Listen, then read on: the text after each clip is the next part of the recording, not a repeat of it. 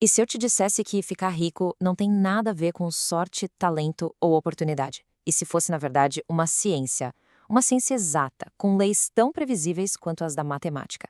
Bom, é exatamente isso que a gente vai desvendar hoje. A fórmula da riqueza, baseada no clássico atemporal A Ciência de Ficar Rico. Para pensar um pouco nessa ideia. É uma premissa bem ousada, né? Porque ela bate de frente com quase tudo que a gente aprendeu sobre dinheiro. Se a riqueza segue leis, se segue regras, assim como a matemática, isso significa uma coisa: qualquer pessoa, não importa a situação, pode aprender essas leis, aplicar e, consequentemente, ter resultados. E olha, essa ideia não é de hoje, não.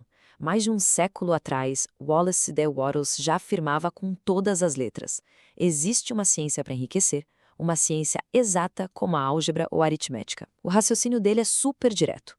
Certas causas, sempre vão produzir os mesmos efeitos. Isso vale para a riqueza do mesmo jeito que vale para qualquer outra coisa no universo. Tá, então qual é o segredo? O ponto central, segundo Wattles, não é se matar de trabalhar, não é ser o mais talentoso, nem estar no lugar certo na hora certa. O segredo todo está em agir de uma certa maneira. É um método, sabe? Uma forma específica de pensar e de agir que simplesmente nos coloca no fluxo das leis universais que criam a riqueza. E o pilar número 1 dessa certa maneira já exige uma virada de chave gigantesca na nossa mentalidade. Vamos mergulhar de cabeça no primeiro princípio, o de criar e não de competir. Para entender como se cria, a gente precisa conhecer a matéria-prima. Wattles chama isso de substância pensante. Tenta imaginar uma energia original, inteligente, que está em tudo e da qual tudo é feito. E aqui vem a grande sacada.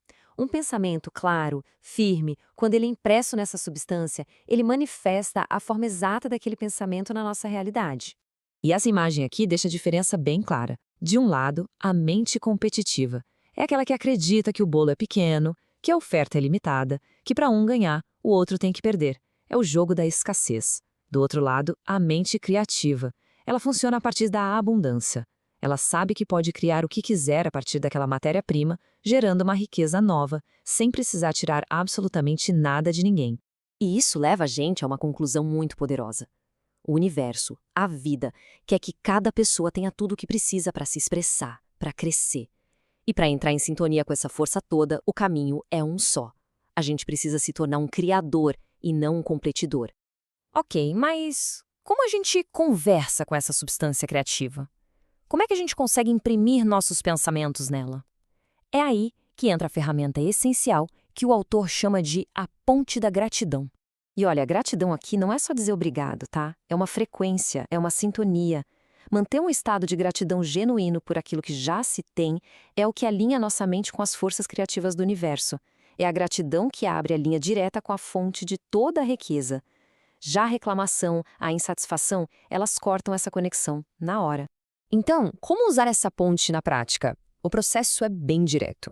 Primeiro, visão mental clara. Tem que saber exatamente o que se quer com todos os detalhes. Segundo, propósito firme. É a intenção de realizar essa visão sem duvidar. E terceiro, fé inabalável. É acreditar lá no fundo que aquilo que se deseja já está vindo, que já é uma realidade se formando.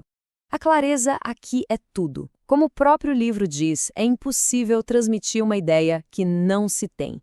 Um desejo vago, tipo, eu quero mais dinheiro, não tem força nenhuma. A imagem mental precisa ser nítida, precisa para que a substância criativa tenha um projeto claro para poder construir. Mas calma lá, o pensamento, por mais poderoso que seja, não faz o trabalho sozinho. É preciso conectar a mente com o mundo físico. E agora a gente entra na fase da execução, a ação na certa maneira. Presta atenção nessa dobradinha, que é crucial. O pensamento, quando está alinhado com a fé e com o propósito, ele coloca as engrenagens do universo para girar. Ele move a riqueza na nossa direção. Só que é a nossa ação que constrói as estradas, os canais para essa riqueza finalmente chegar. O pensamento traz a coisa para perto, mas é a ação eficiente que nos permite receber, que nos permite tomar posse. Sem ação, o processo simplesmente não se completa. E o que seria essa tal de ação eficiente? Não é sobre estar ocupado o tempo todo, é sobre ser produtivo. É fazer a cada dia tudo aquilo que pode ser feito naquele dia e fazer cada pequena tarefa com excelência, como se ela fosse um sucesso em si mesma. O foco total é na qualidade da ação que você faz agora.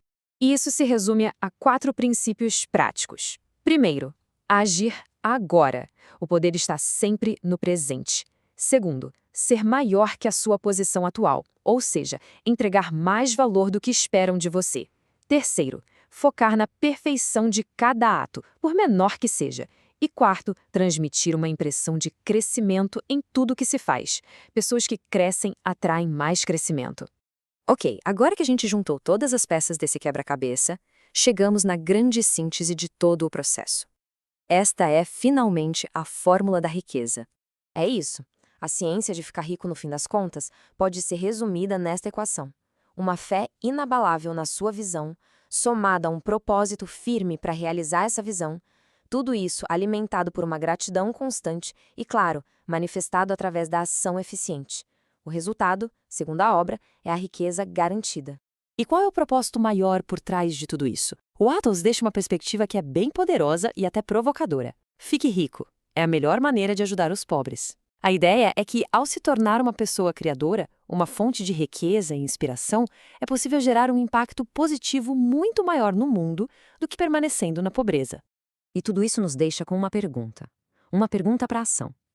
Se enriquecer é uma ciência, a questão não é se é possível, mas quando a gente vai começar. Olhando para a sua vida exatamente como ela está agora, qual é o primeiro e mais simples passo que pode ser dado hoje, agindo na certa maneira?